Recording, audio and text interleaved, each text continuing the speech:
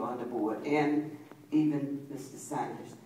My question is any way that we can go back, and I see Mike Good did apply for to run as commissioner in Cooper City. And is it any way that we can go back and try to look at this GETSA? I don't care what it pays. I'd rather pay that money instead of paying a lot of other money for other things that you all are doing to try to get that contract torn up. That is utterly ridiculous. Even if he gets a job for Cooper City, he's going to go in there with some of those benefits, and we should not be taking care of these kinds of things. My other thing is also, as you know, and I spoke about it at the last budget here last year, we need to look at, have directors and all to look at the fact that these people are not, none of them really live here in Hallandale, so you can't have your full interest in this city as directors, policemen, firemen, and all. We need to look at this whole thing totally different from what you all are sitting there doing. It's very important to the people. People who live here, and all I could hear Mike saying last year, I really don't see anybody qualified. Yet he wasn't qualified. I worked before he did, and like I told him the day that this was going on. It's utterly ridiculous. You need to look at some of these salaries that we're paying out, and then you're paying other people who really work their butts off and can't get it. You got some real major problems here in the city, and I'd like to see some of them straightened out.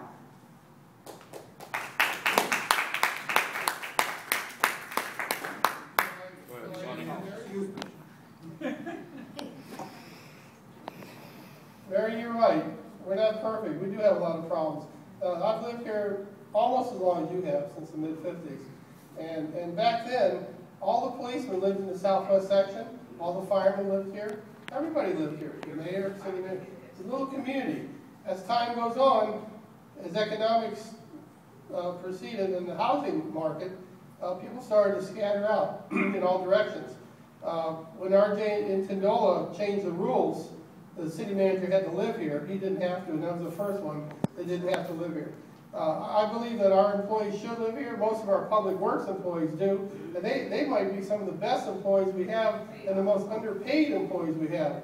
You're going to start having to see cutbacks in the next budget on salaries. People are going to have to start tightening their belts and take maybe a 10% cut or lose their job. And that's happening all over the United States.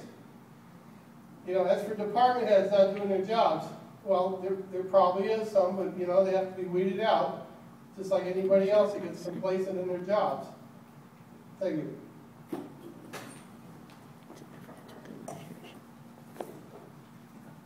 I'm going to take the first part of your question, not the second part. Mike Good was fired for cause. We never should have offered him that settlement.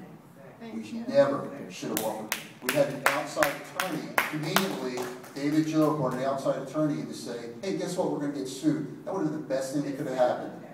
Then we would have went through court, we could have had discovery, interrogatories. Vice Mayor got a piece of paper saying, hey, look, the guys have been to work 50% of the time in the last 5 months. He got fired for cause. And with all due respect to the Vice Mayor, obviously he hasn't read the city attorney's contract. He does not have the same contract. There is no severance, there is no Medicare, there is no education requirement. So we could fire him tomorrow.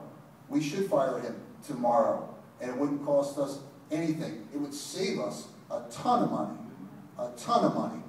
So, I'll make the same motion again next Wednesday to fire the city attorney.